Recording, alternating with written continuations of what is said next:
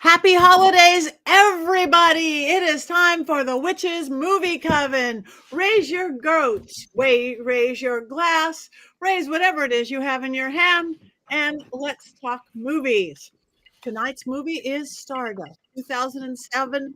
Michelle Pfeiffer and all sorts of fun folks. But let us introduce ourselves, please. My name is Patti Negri. I am one of your hosts. I'm honored to be part of the Witches Movie Coven. You might also know me from The Witching Hour, my regular podcast, Ghost Adventures, Portals to Hell, or Bathroom Walls Across America. I'm honored to be here with these, my bestie coven mates, and Black Phillip is multiplying. So let's pass this over to Courtney because That's me. My Black Phillip is not multiplying yet, but I'm hoping you'll join me in welcoming my newest Black Phillip. And you too, watching at home, can also receive a package that looks like this. How? By going to mysterycontrol.com and ordering your own Bling Phillip. So I would love if everyone could join me in welcoming the newest member of my herd of ghosts, and our newest coven member, Bling Phillip. He can't breathe. He can't. Hurry up! Don't let him die. There he is. This is your brother. And look at this little box. In this little box comes something exciting. Please hold. His goat bling. Oh no, my camera's not. Oh, yeah, there it is. There's his goat bling. Oh, Bling! Wow. So now Bling Phillip, we're gonna loop him. Oh. Well, he has a thick neck. Maybe mine doesn't loop. You have to unclasp it. I did it. Okay. Hold Richard-Lael, what would we do without you? Right. Richard-Lael knows what to do with jewelry. Mankey did the same thing without. No, he was listening in the back room. We just didn't know it. No, I had my sister-in-law do it because I couldn't figure it out. There he is. Nice, Courtney. Bling Phillip, welcome to the coven. Join your brothers. Look at how many Black Phillips I have. Richard-Lael. Yes, Richard-Lael is one name, not two. If I were just Richard, I would be a... with that, I am known as the Gentleman Psychic. I'm a psychic and a medium. I used to be a psychic and a small, but I gained some weight. Unlike all of the other psychics here in New Orleans, who are all doom and gloom or love and light, I'm a happy medium. With that, I am also known on Ghost Adventures. You can find me at the University Magicus. You can find me at thegentlemanpsychic.com. You can find me here in New Orleans where I do tarot and seances in this lovely parlor, but normally it's not that brightly lit. Normally it's a little bit more dim. It's beautiful. Jason. I'm Jason. I am a Llewellyn author. This time of year, I love to promote Llewellyn's Little Book of Yule because I would describe myself as a Yule enthusiast because I love this time of year, and it is my favorite time of year, and it is the best time of year. And I'm so happy to be here with my coven during this wonderful holiday season. Thank you. Now, Heather, unfortunately, cannot be with us here this evening. She's got fun, fabulous family things to do, but she'll be back next week. And let's talk Stardust a little bit. I had never seen it before. I watched it last night, and hope you guys all watched it. Thank you, Robert. Hi, Werner. Hi, host. Hi, Luther. Hi, Mary Jane. Everybody's in here. Yay. All right. All the cool kids. So Stardust. It's a movie, 2007. It was so new to me. Just in case any of you did not watch it, Richard-Lael, do you have an unbiased synopsis of this beautiful film? I do have an unbiased synopsis, and I think that my unbiased synopsis is, I think I'm going to leak how I feel, I'm afraid. So, because I love Neil Gaiman. I love him. I cannot tell you how much I love his works. Now, with that said, Stardust is based on his novel from 1997. It is the story about a young boy who lives in Wall, someplace on Earth in England, and he cannot go beyond the wall. No mortal can step beyond the wall.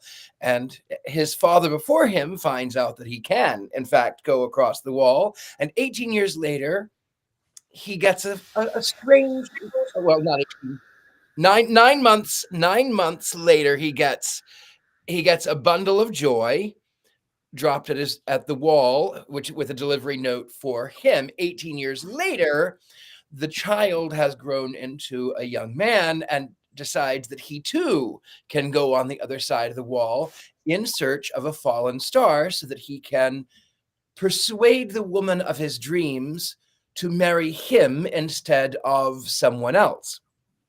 As they go on this adventure, they find that he was given a Babylon candle in his swaddling clothes and basket, which it's the fastest way to travel, and he is only supposed to think of his mother, only his mother and no one else. But he thought of his mother, then he thought of the girl that he's in love with, and the star that he promised to get for her. And of course, he crashes into her, mistaken identity, thinks that she is his mother. They go on adventures. You find out that there are witches who consume the heart of a fallen star who is anthropomorphic. And they go on all of these adventures. You find out then through misadventure that instead of falling in love with the wrong girl in the village, he actually is in love with the star, who in return is in love with him. On their adventures, they, of course, meet more witches. They meet Michelle Pfeiffer as the Grand High Witch, not exactly, but the Grand High Witch, who is one of the three fates. And then there is, where am I? And my favorite is along the way they meet the gay uncle, Robert De Niro, who is this airship captain, lightning collector, swashbuckling, emphasis on swish. And along the way, they find that this educated man helps these two to really fall in love. They are pursued to the wall, and you find out that if the star crosses into the mortal world, she only becomes dust, just lumpy old rocks. But the witches are trying to consume her heart so they can regain their youth, vitality, beauty, and longevity. As it turns out, they are kidnapped. They are brought to the witch's lair so that the Grand High Witch and her sisters can consume. Meanwhile, of course, the princes, there's this other whole side story about who's going to be the next new king of Stormhold or something. Anyway, they're all dead. So you find out that it is, in fact, the boy is the next male heir in line to be the king of Stormhold. He marries the star, Yvonne. No, I can't remember her name. Yvette? Evelyn? I can't remember. Anyway, Yvain. What was it? Yvain. She meets they stay on the throne for 80 years, and when all of their children and all of their grandchildren are raised, they use a Babylon candle and they go home to live forever after, happily ever after. And it was beautiful, and that was what I have to say. Thank you very much. That was very clear, Richard-Lael. I do love this movie. Now, we do not have Heather, but we do have Jason. And Jason has stepped in wholeheartedly with perhaps 5 things we need to know about the movie. All right. Let me get on my Heather Greenness. Come, Heather. All right. This is 5 things with Jason Greene. So one of the things that you need to know about this film is that it came out after the Lord of the Rings movies, when there was a little mini fantasy boomlet. It was not a witch boom, but it was a boom for things from fantasy novels, and those often have witches in them. Okay, that was my first thing. Now, 5 things. This is a Neil Gaiman story. Most people are familiar with Neil Gaiman because he's had lots of stuff adapted over the last couple of years, but he started out as a comic book writer. And in 1990, he writes Good Omens with Terry Pratchett, which is his first book and not a comic. And that came out in 1990. Before that, he was known for the Sandman comics at DC. And in 1997, Stardust comes out, and it's the first major adaptation of Gaiman's work. Coraline, which we talked about just a few months ago, would follow 2 years later. If you're a big Sandman fan, you probably know that it's already been adapted into a television show. Because of some recent things, it's unlikely we will see very many more Neil Gaiman adaptations going forward, but there have been a lot since this particular movie, Stardust, was released way back in 2007. Stardust was originally released not as a book, but as a comic book. It's not a traditional comic book by any means. It did not have word balloons, but it came out printed like a comic book, and there's lots and lots of illustrations in this version of Stardust. The illustrator is Charles Vest, and his art informs the story. As I said, though, no word balloons, just illustrations between blocks of text, kind of like a fairy tale. This was first published in 1997. Not surprisingly, a collected edition shows up shortly thereafter. And in 1999, it was published for the first time as just a book without any of the illustrations. A film adaptation was developed as early as 1998. So as soon as this came out, people saw a lot of potential for it. And it was actually optioned at one point, but they didn't do a whole lot with the movie. And Neil Gaiman took the rights back. He refused several offers over the years because he really wanted a hands-on role. He had seen what had happened to some other comic book writers whose works were adapted. Most specifically, he saw what happened to the Alan Moore things, especially the League of Extraordinary Gentlemen, which is really, really bad. Eventually, he starts talking to Matthew Vaughn and Terry Gilliam about making this film. Terry Gilliam, we've talked about Gilliam on the show. He did Time Bandits, for instance. Gilliam was excited, but he left the project to do the Brothers Grimm. Matthew Vaughn left the project too, but then he comes back a few years later after directing his first film. Gaiman trusted Matthew Vaughn so much for this movie that he did not charge him for the rights. This is my third thing, Matthew Vaughn. If you watch a lot of superhero movies, you're probably familiar with Vaughn. He started out producing movies for directors like Guy Ritchie. He eventually directed his first movie in 2004, and that was called Layer Cake, and it stars a very young Daniel Craig before he was James Bond. Later, Vaughn goes on to direct Kick-Ass, X-Men First Class, and the Kingsman movies, the first two of which are really good, and then the last prequel, which is really not very good. But Matthew Vaughn is pretty famous as a director, and really, Stardust was his second movie, but it was one that really sort of made him famous. The future and reception of Stardust. Gaiman has said over the years that he has other stories that he might do behind the wall, but so far nothing has become of that. Matthew Vaughn has said that he would like to do a second Stardust movie, and he has an idea what it might be like, but the film did not make enough money to justify a sequel. Though it's very famous in certain corners, the movie cost $88 million to make and only grossed $137 million, and you basically have to triple your budget in order to make any money for a Hollywood movie.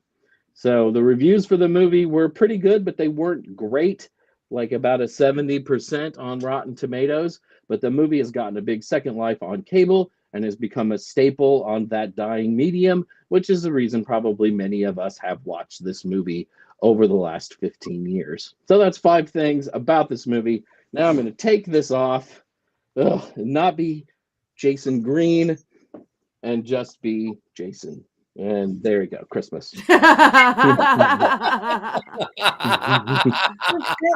Thank you so very much. Thank you. That is beautiful. All right. Does anybody want to jump in and go first? Courtney does. Why do you put me on the... All right. As the resident movie hater, I will let you know that I had never heard of this movie before. We talked about doing it for the show. And when I looked at the poster of it, I thought, let me count the ways I'm going to hex whoever put this on the list. And then, yeah, well, I hope you felt my rage. And then when the movie started and it was stars and it looked like they were talking to each other again, a la It's a Wonderful Life, which I do love It's a Wonderful Life, but like that scene was a lot. I was distracted. I mean, I was like, I can't make eye contact with my television. I have to do something else to protect me from this. Can't do it. And then I caught myself distracted watching it, like hearing it, and then I'd like glance over and I'd be like, oh, well, something's happening over here. And then I'd be like, oh, okay. So I got about 25 minutes into it and I was like, you know what? I have to rewind it. And so I started it over and then I paid attention to it. And then I fell asleep for an hour. And then I woke back up and it was delightful. And I loved it. And I loved it. And it was stupid. And they took it very seriously, which I love when that happens, even though it was silly. It felt silly. And I don't know if it's the closeted hopeless romantic in me that it just tickled something in there. I was obsessed with it. I'm going to watch it over and over again. I love this movie. I thought it was great. There was questing. You can't go wrong with questing. Perfect. Right? Thank Wow. you. Thank you. Jason? I think there's probably a good movie hidden in Stardust somewhere, but I think it's too long. I know. I'm prepared to be hexed tonight. I think it's a little too long, and there's a lot of busy stuff going around. If you listen to Richard-Lael's synopsis of the movie, the princes take up a pretty good deal of the film, and yet there's sort of this weird side thing that doesn't really fit in with the rest of the movie very well. And there's a lot of things like that. Like Ricky Gervais shows up for a while, and you roll your eyes every he time squawks. he's on the screen. Yeah, there's a lot of different elements that should make this movie really good, and I just don't think that they always come together in the way that we want them to. Soundtrack is great.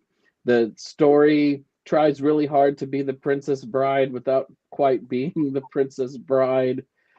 I understand why people like it, but it's not really my cup of tea. I say this as someone who read the book and saw this movie in the theater. Okay, thank you. Okay, I'll go. I liked it. What I didn't, and again, the characters were fun. Robert De Niro, he must have had so much fun.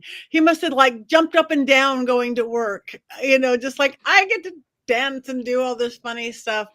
The thing I didn't like, because in this weird, scary, dark world, I am becoming the peacenik of the world. I didn't like them cutting open animals. I mean, and eating hearts and things. I mean, I'm all down for an evil witch, but not evil witch who eats an animals. And I don't like animals in cages. And all that stuff just hurts me to the soul, to the bone. So I would have to close my eyes on all those parts. And there were way too many of those parts. I love the evil witches. I love Claire Danes. She's a beautiful star. I love the other princess, not princess, that you're supposed to hate, and I hated her appropriately.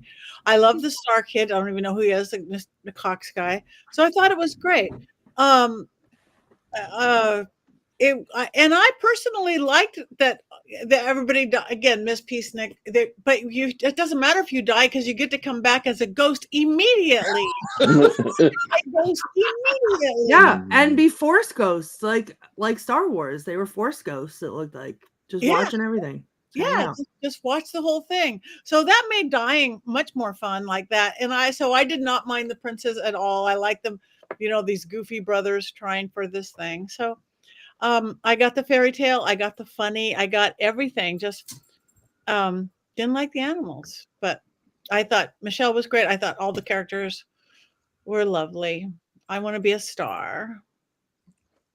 Well, you are a star in our mind, but Thank you. I will tell you, I love this film. I've seen it many times, and I love, love, love, love, love this film. Maybe I am a hopeless romantic, possibly so.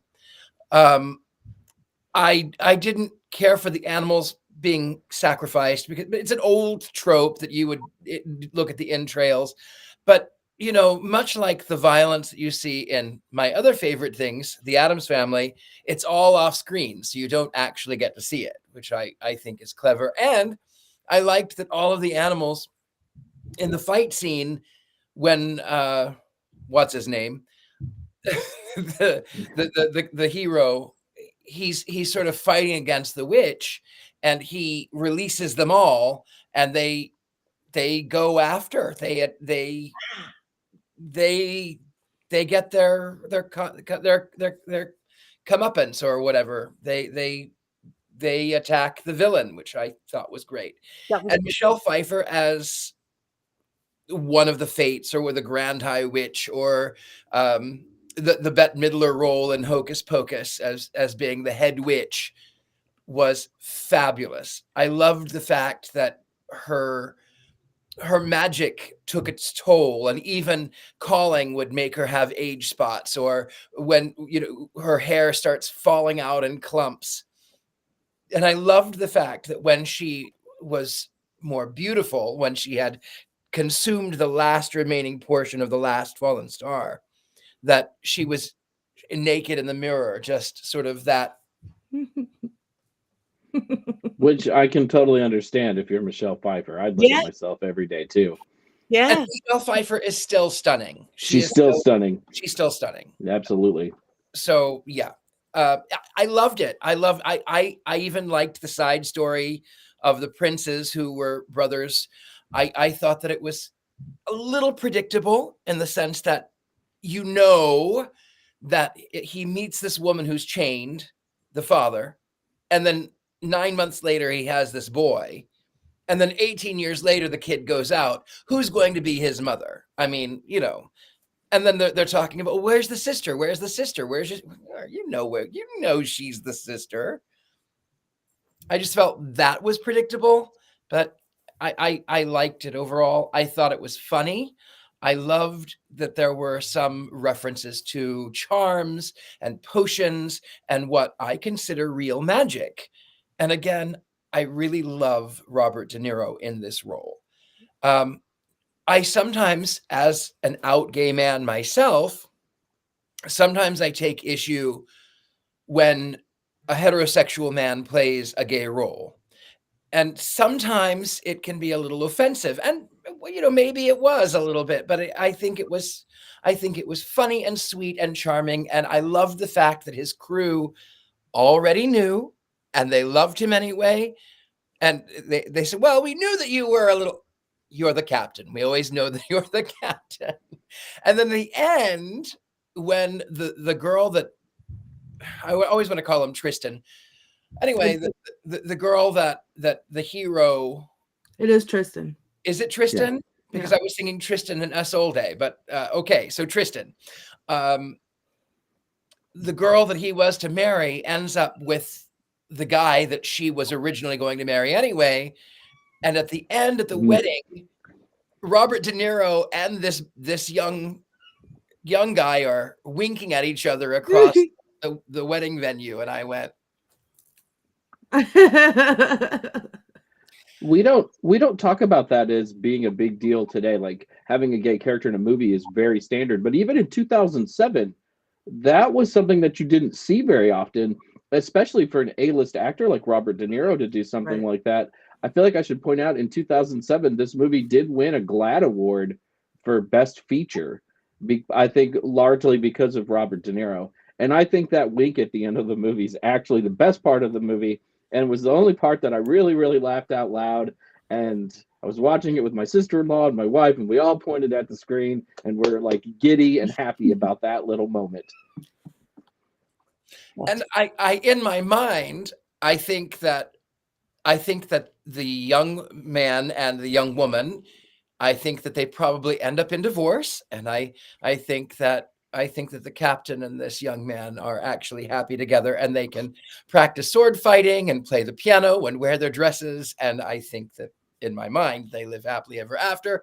And the woman who was kind of catty and selfish, I think that she's like the popular girl in high school that ends up by, she was the cheerleader, and then she ends up by having several children. And then the next thing you know, you go back to your 20th, 30th, 40th anniversary, and you go, whoa, that's who I think she is. Peaking too early. We call that peaking too early. Some of us are late bloomers. We keep going. We're not there in high school, and you're peaking too early. That is beautiful. I love that you loved it. And Michelle Pfeiffer is so beautiful. She can look at her. I may have said this story before. I don't know. My very first movie was with Michelle Pfeiffer. And she was, I think, just a couple of years younger than me. And I was maybe 20 or something, or 21. And I just looked at her, and she wasn't known or anything, and I'm just like, "This is the most beautiful woman I have ever seen in my life." Yeah, there's something radiant about her besides even just what we see on screen and what we see. There's something inside of her. They're still writing songs about her, so it's amazing. The movie I was in is called Falling in Love Again. It's done by this interesting Hollywood family called the Paul family, Stuart Paul. We could go into stories and stories about. I think I've been in 3 of their films. That's one of my choices. I got to work with John Voight a couple times. A very independent kind of family-run film. But that was the first one, Falling in Love Again. And all sorts of people, cameos were amazing of people. I don't know if you could even see it anywhere. I'm like the girlfriend of like the lead's best friend's brother. So I think I say 3 things and I'm mostly on his lap and running around. But I still have that vision of Michelle. Oh my God, you found Yeah. it. Oh my God. Yeah. Elliot Gould. Yeah. Susanna York. Michelle. Yeah. That was it. Thank you. Oh, our producer just pulls things out of the amazing. So anyway, you can watch it on Tubi for free. Can you? Mhm. Speaking of Michelle Pfeiffer, I'm going to put my Heather scarf on again. And I feel like I need to point out that she was the star of Grease 2, which Heather Greene and Jason both love. But I know Heather would have mentioned that if she was here. So I'm going to put on my scarf every time that you have to be Heather. that I have to be Heather. And speaking of Grease, and I loved her in Hairspray. we all need to keep scarves close by when we need to do the Heather. Yeah. So have we talked about this whole movie completely? We're going to have to go into so many other things. I will say, like our producer pointed out that Henry Cavill was it Cavill Superman was in this movie as the boyfriend, which I didn't realize while I was watching it. And this movie has so many famous people in it that you don't realize are famous people. Tristan was played by. Thank you for getting that joke. It took you all a second. That's good. He was played by the guy who plays Daredevil on the Netflix TV shows, Charlie Cox. So he would become very famous, about 10 years after this particular movie. And then also one of my favorite actors that people don't talk about, but he's great in like everything that he does is, what's his name? He was in all of the Kingsman movies. Mark Strong, he plays Prince Septimus. He's usually bald in every other movie that he's in, but he has dark hair in this, and it freaks me out to see him with hair on his head. Yeah. But he's pretty good as Septimus. He has that intensity. I had not realized that until you mentioned it, but yes, that was what it was. I had forgotten that he is always bald. Yeah. I also have to admit that I loved the deception that Michelle Pfeiffer had at the end when she tells the Tristan and Isolde, whatever her name is, to just go. Everything is gone. Everything I love is gone. My sisters are gone. Just go. And in that deception, it was really so that she could shatter all of those mirrors as they walked along the hall. I liked her deception. And there was a little bit of Miss Havisham that I kind of found alluring in Michelle Pfeiffer's old version of the witch. Loved it. I also think like it's worth talking about the costumes in this movie were really great too. Like I loved their like witchy clothes and whatever. And then whatever her name is, the star. I pick out like it's the neurodivergence. I pick out the weirdest things, but when she was climbing into the wagon when they were getting kidnapped and like the back of her dress was open and she had the corset on underneath, but it wasn't like cinched tightly. It looked like very comfortable, but it looked really cute. And I was like, I need that. I want to wear that. But I felt that way about like everybody's outfits in this movie. I wanted to wear it. I thought Tristan's outfit when he got his little glow up was great. Like it was just so fun. And then of course Robert De Niro and all of his outfits, and imagining him in all of those outfits was my favorite. Yeah. I do have a little bit of magic to talk about as far as when he is. I used to be a former drag queen. I will admit that. I'm not going to tell you the name here, but if you could ask me later. Come on. Put it in the chat. Put it in the Come chat. on. I can't. Okay, I'll tell you the drag queen name, but it's a family show. The drag queen name was Cleopatra Denial.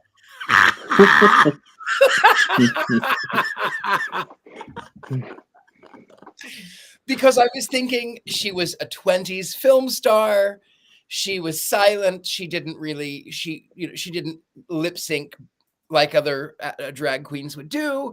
And you can still find, if you look on Meow Mix and look for Cleopatra Denial, you can still find some of those things.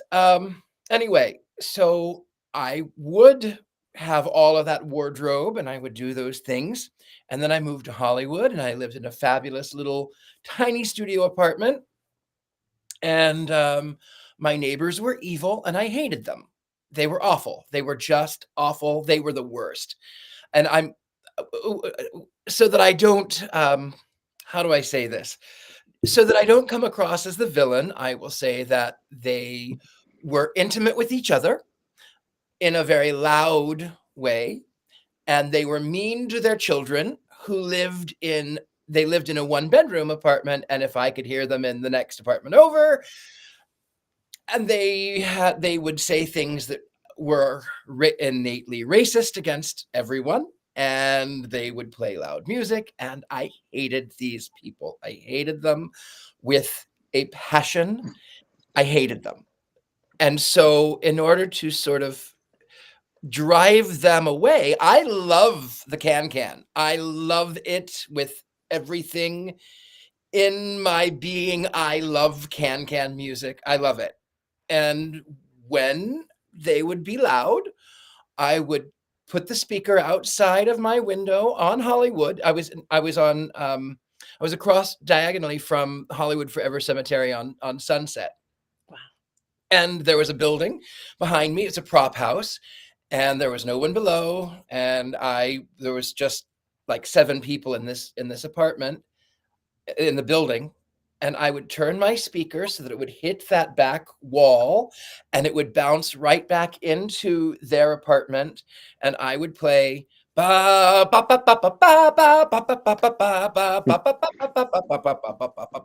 I would do it for 7 hours on repeat. You are evil. And then I would just go out for a walk, and then I would come back, and I would listen to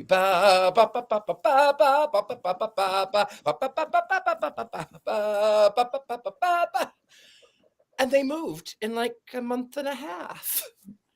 Amazing. Hey, speaking of that's hysterical. Though I would have been, can. I'm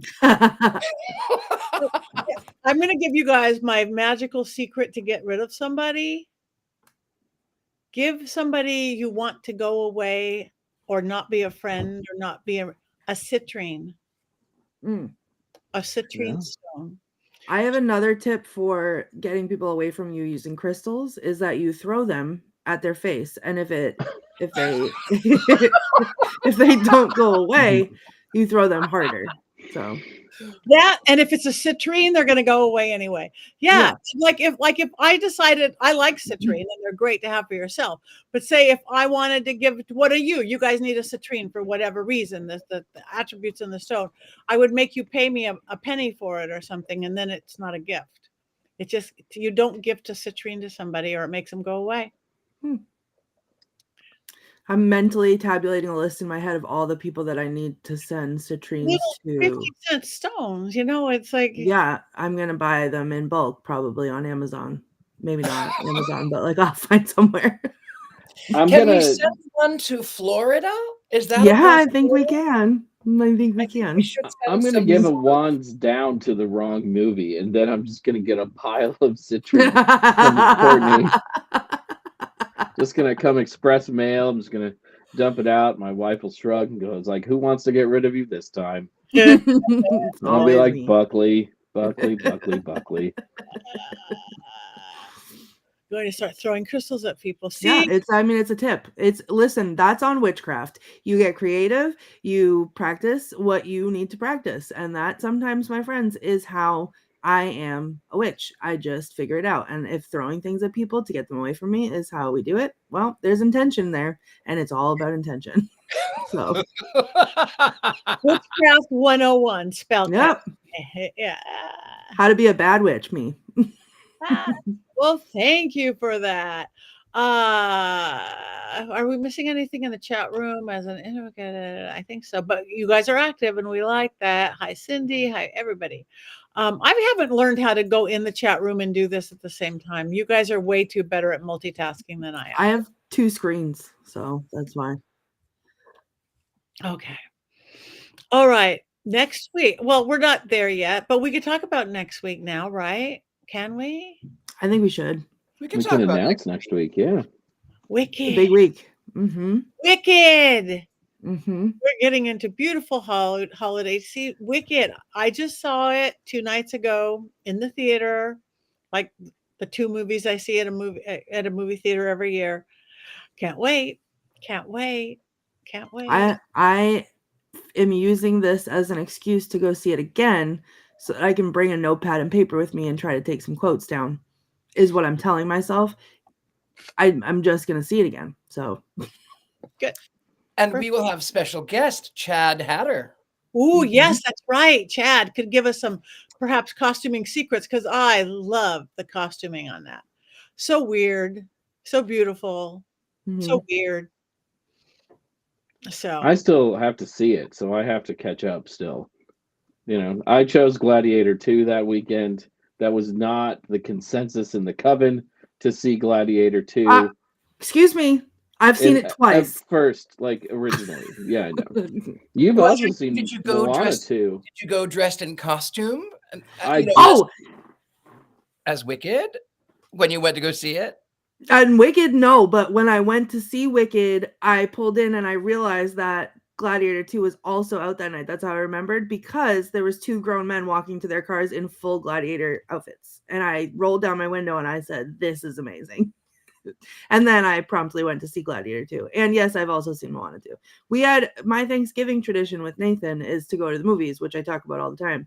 And this year, he was upset with me because the movie was Moana 2. And I'm so obsessed with Moana, or was so obsessed with Moana, that I watched it so many times that the only times I was actually allowed to watch it eventually was on my birthday or Mother's Day, was when I was granted permission to put it on the television by His Highness.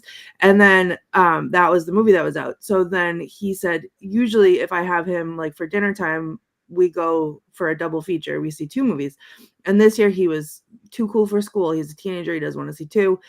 And then I was like, but Gladiator, Pedro Pascal's in it. There's a lot of like shirtless, bloody men who are getting like rolling around in dirt and like doing weird things. And he was like, I'm going to watch that one. Yeah, that's what he did. He was like, okay. And then we were 2 minutes into Gladiator 2 and I had already seen it because I knew what was coming. And I needed to be able to concentrate the first time I saw it. But we were 2 minutes into Gladiator 2 and he turned to me and he said, okay, I love this movie. This is the best one. And then tried to info dump on me about ancient Rome the whole time we were watching the movie. And then I kept on be like, shh, like the men, the muscles are on the screen. And he'd be like, oh yeah. And then we get out to the car and it was like a fountain. And for like 2 hours, he just info dumped all over me about Gladiator life and ancient Rome. And it was great. So yeah, I've seen it twice. And I would see that again too. I'd be like, hey kid, shh, be quiet. I'm at the movies. Stop talking. Mom, take your kid to the kid to the lobby. We went to he is an appropriate level talker at the movies when he tries to talk, but I do that and I yell at him and I give the loud shh at him. But we saw that one in the X Plus theater, which is like our movie theater's version of like an IMAX, so it's louder. So you can't hear anybody around you because it's so loud. So when he would lean over and like try to whisper something to me and I would be like, shh, the men, nobody can hear us. Good. Yeah, we there's an important question in the chat. What? Was there ghost sex? Nope. There was- Stardust. There was ghosts. I'm still waiting on the ghost sex. We don't see everything the ghosts are doing, One but is naked. but they are brothers, so you hope that there's no ghost Right. sex. Yeah, Right. We weren't really rooting for it in this. Yeah. Take it. The other term, Michelle Pfeiffer, naked, looking at herself in the mirror, is almost the other definition of spectrophilia. Spectrophilia has two definitions. One is human ghost relationships, intimate relationships, and the other one is basically masturbation in a mirror with yourself. Or Oh. sexual attraction. Not that she's doing that, but it's attraction to you in a mirror. So there was spectrophilia and with beautiful Michelle Pfeiffer. Go, how beautiful I look. That makes so much sense, knowing that there's a term for that. Since I'm currently online dating, I feel like I know a lot of people who might be into that now, and it's looking at themselves in the mirror and just being attracted to themselves. Like I feel like I encounter that on the daily. It's very popular. But yeah, she was great. So I guess there was a little bit of spectrophilia, not necessarily ghost sex in the movie. On the naked brother, did you notice when his throat was slit that his blood was blue because he was a blue blood? Royal. Blue blood. Yeah, I love that. I love all those little details like that. I thought that was adorable. And they were so doofusy. That was so all right. So adorable when his throat was slit. Just and then the blue blood comes out. I'm like, yay! And bathtub scenes. I love bathtub scenes. You know, I like bathtub scenes. So anyway, do we have a Mankey movie minute on this masterpiece? We have quotes first, though. Oh wait, I totally forgot about the quotes. That's all right, because I also totally forgot about the quotes, if I'm being honest. That's right. Because I was so enraptured in the movie that I forgot to write them down. So I had to go back and find what I could find. So this is not going to be my best quotes selection ever, but I think I pulled some good ones. So one of my favorites was Yvain, when they were running, they were trying to get back to the wall or wherever they were going, and the yellow caravan came up, and then that's when we find out that he has the flower and it's protection or whatever, and she's yelling at the witch, and the witch or whoever that lady was, and she's not hearing her. So then she starts yelling, "Would I be correct in thinking you can neither see nor hear me? Then I'd like to tell you that you smell of pee. You look like the wrong end of a dog. And I swear if I don't get my Tristan back as he was, I will be your personal poltergeist." And that felt like an insult that I would hurl at somebody, so I liked that one. I think this was while I was sleeping because I don't remember seeing this, but I thought this was funny.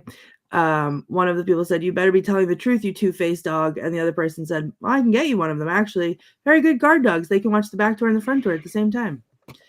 And then I also found a quote from a deleted scene, which I feel like I would have liked to see this scene, but or this part of the scene. Tristan, while they're drinking champagne, says, "An interesting fact, actually. The first champagne glass was molded on the left breast of Marie Antoinette." And the high school girl, Lady Victoria, looks at him disgusted, and he says, "I don't know if there was something wrong with her right one." Yeah, I wish that had been in the movie too. Right? Great movie, yeah. Right.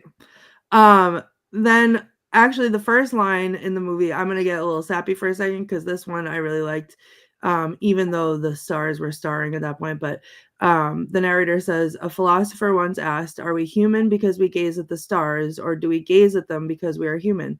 Pointless, really. Do the stars gaze back? Now that's a question." And as someone who very often the night calls to me and I go outside and gaze at the stars, that's something I'm gonna have to ponder a little bit now and then. And then my last one, and this is for the hopeless romantic in me, is Yvain's declaration of love, because I thought it was beautiful. She said, "When I said I knew little about love, that wasn't true. I know a lot about love. I've seen it, centuries and centuries of it, and it was the only thing that made watching your world bearable. All those wars, pain, lies, hate, it made me want to turn away and never look down again. But when I see the way mankind loves, You could search to the farthest reaches of the universe and never find anything more beautiful. So yes, I know that love is unconditional, but I also know that it can be unpredictable, unexpected, uncontrollable, unbearable, and strangely easy to mistake for loathing. And what I'm trying to say is, Tristan, I think I love you. Is this love, Tristan? I never imagined I'd know it for myself. My heart, it feels like my chest can barely contain it, like it's trying to escape because it doesn't belong to me anymore. It belongs to you. And if you wanted it, I'd wish for nothing in exchange. No gifts, no goods, no demonstrations of devotion. Nothing but knowing you loved me too. Just your heart in exchange for mine. And isn't that what we're all looking for in this world? I thought it was beautiful. I agree. Or a lot of money. Right, but I love a lot of money, so. Yeah. Thank you, Courtney. All right, now, Jason, do we have a magnificent, marvelous Mankey movie moment? Considering how much you all like this film, you might as well just turn your lights off now. It's gonna be one of those minutes where Jason was not a huge fan of the movie and makes fun of everybody and is quite mean.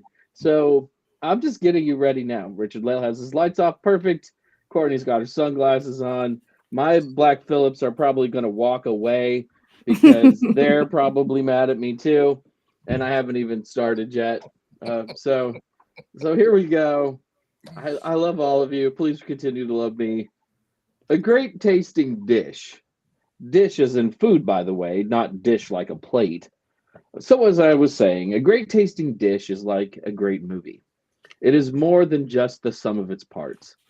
You can take 20 delicious ingredients, mix them all up, and not create the main course of your dreams or even something that is edible.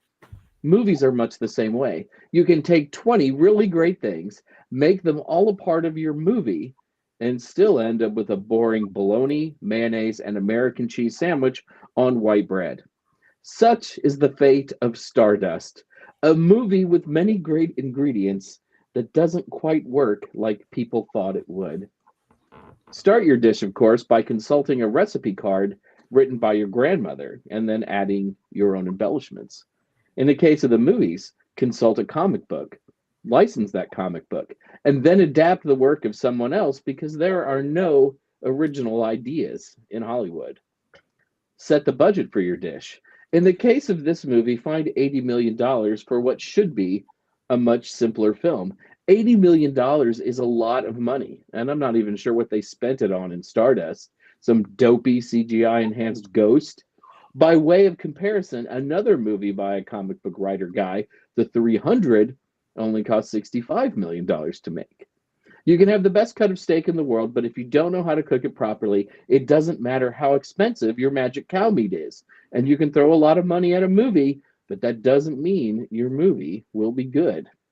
Once you have your cut of meat or your movie, let a rising and talented director or chef try to do 19 different things to it.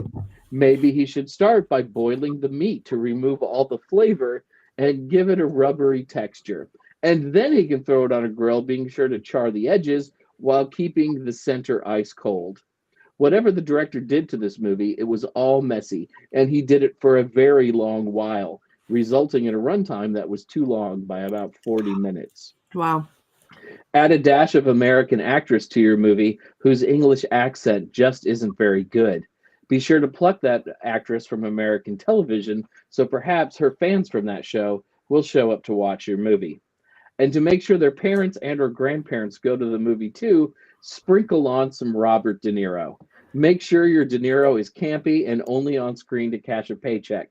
You wouldn't want him doing anything that remind people he is an iconic actor. I know you all hate me now. Add a teaspoon of Michelle Pfeiffer to your dish or movie. As one of the most beautiful women in the world, be sure to hide her face behind some hideous makeup.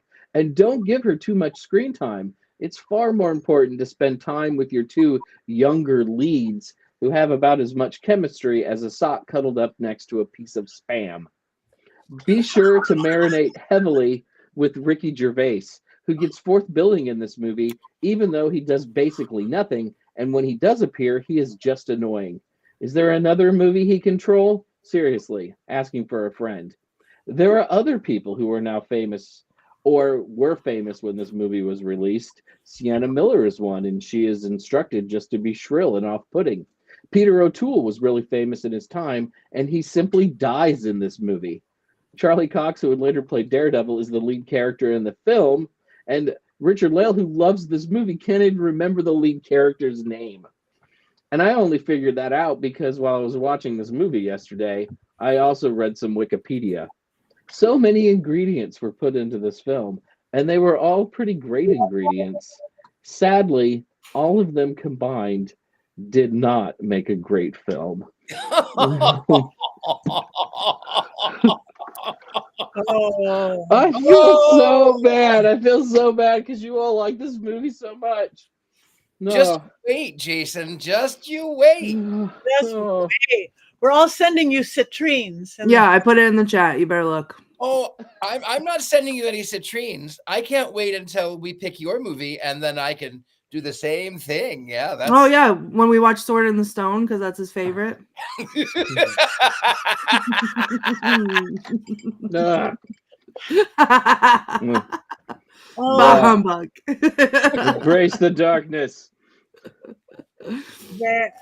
But yet, as much as we disagree with you, beautifully done as always, Jason. Yeah. As wrong as it was. The spam, I had muted myself so that I could type in the chat and nobody could hear my keyboard. And I didn't realize, and I didn't unmute myself. So I don't know if anyone could see me screaming spam when you said spam. Oh, we have one thing left to do. And all of you guys in the chat room who've been so beautiful and active, hands up, hands down. A heart. I shall eat it. A heart. That's beautiful. Up, up, up. Neutral. Did you go neutral just because you don't want to be extra hexed?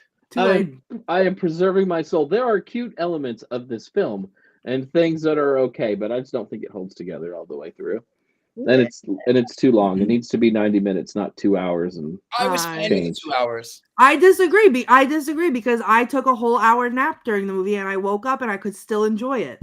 There was still a movie left for me to watch. That's not good if you're falling asleep during the movie. I was falling asleep because I was tired, not because of the movie. Which I actually enjoyed every second of it. Which I actually did while I watched this again yesterday. That's why, part of the reason it gets only a half. Yeah. I was bored. Tell you, wands up, horns up. Wand down for the animal sacrifice portions, wands up for the overall movie, wands up, horns up. Okay, then we don't have zero wands down. So no matter how cruel and biting your moment in the time was, no complete wands down. And only one neutral, except for the animal thing. Just me. We have to take care of our animals. Anyway, we have a couple. Okay, Heather, what are you gonna vote? I'm gonna give this a neutral just to be in solidarity with Jason, who apparently is me tonight. So there you go. Wow. Yeah. I cannot wait. I'm telling on you so fast. Voting for someone else. You're double voting. I think that's illegal. I think that's fair. It's definitely illegal. Anyway, next week we are going to see Wicked. So you guys get out there, watch it. It's worth. Well, I'm just gonna say, just get out there and watch it because you have to watch it. If you go on social media, you have to watch it because there's a commercial. The way they're doing the ads and stuff, you can learn choreography on social media. You can do all sorts of. It's wild. But before we go, how's anybody doing? Does anybody have, number one, anything that they have coming up? And number two, since we are now into the holiday season, I thought any holiday wishes or holiday fun things or holiday, I have to tell you all, Jason just did the witching hour. It's going to air on the 16th, very Yule happy. And we talked about holiday things. So I thought maybe if we had a couple minutes, anybody. So we'll start with, Jason was there moments ago. We'll go with Richard-Lael because he's got a heart. Oh, I was showing official Ryan James Espich my wand heart. That's beautiful. You know, I got it on Amazon or something, and then I hand painted it so that it would be a little bit more Wow. anatomical. What do I have going on? I have, well, you know, I'm here in New Orleans, and I do readings here in the house. I'm easily found, thegentlemanpsychic.com. I like to tell people that I'm easy to find. I used to do stand-up, and then I found I make more money on my back.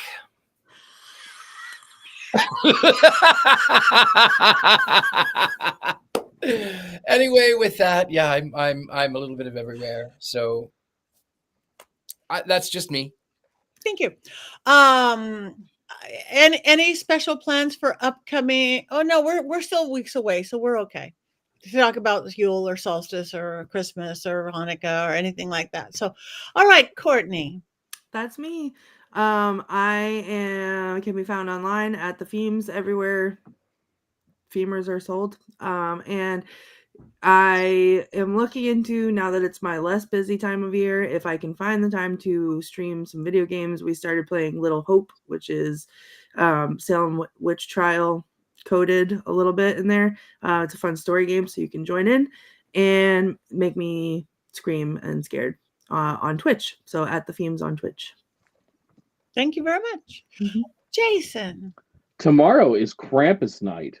So it's the night where Krampus would go door to door and ask all the children if they had been good.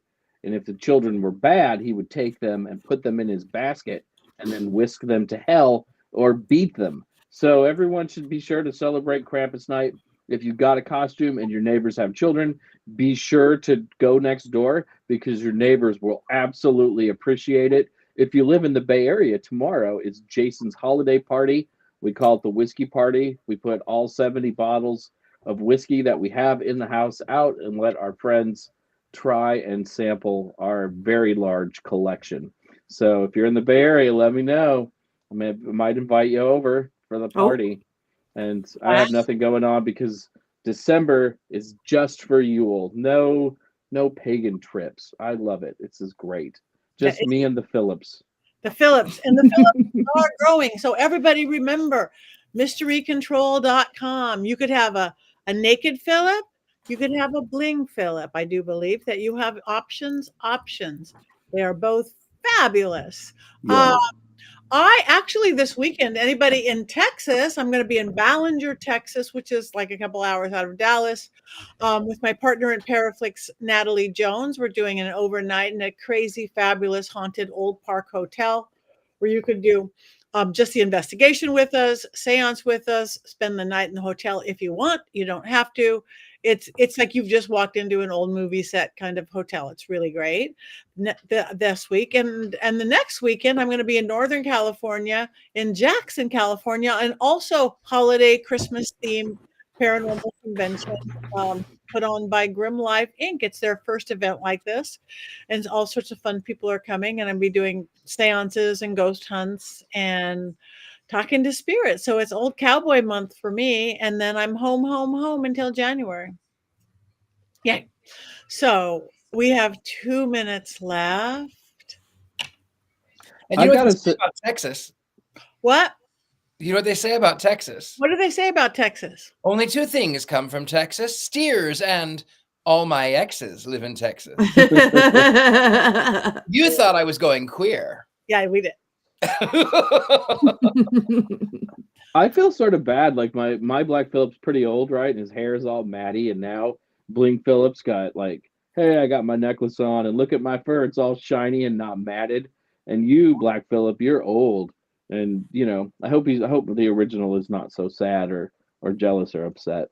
Maybe it needs stardust. It needs some stardust. Eat the heart of the old. No. But my old Black Phillip is on drugs because you look at his one eye up, one eye sideways, one eye up, one eye sideways, because my husband fixed it for me. That's what he does. But they love each other, even if one's a little long in the tooth. So, I left imposter Black Phillip over here to babysit the children. I don't know. He's sitting next to the haunted Roomba. Oh, but in front of the Richard-Lael pillow, but there's the children in the house, and I don't know what's happening. I just realized this, and now I feel bad because I'm snuggling original OG Black Phillip and Bling Phillip because now he just came out of the box. But there's imposter Black Phillip. Grab him up. Grab it. Oh my God. No, he's babysitting the children. These little kids, the goat kids, cannot be left in the house by themselves. All right. Are you sure he's not crying? No, I'm not sure about that. He is touching the haunted Roomba, so. Roomba episode as well. Mommy love me. Why doesn't she love me? Anyway, it is that time. So, is there anything other that we could do other than cackle? Is there anything Stardust like? Is there anything? No. We have nothing to do. No. I mean, we could do the Ricky Gervais. I'm not doing that. No. But you did Richard-Lael, and we love it. Yeah, Okay. you can. Cackle for all. And that means you guys out in the chat room, we want you to cackle loudly. Have your family members and roommates wonder what you're doing. Okay? I'm listening. Disturb people. 1, 2, 3.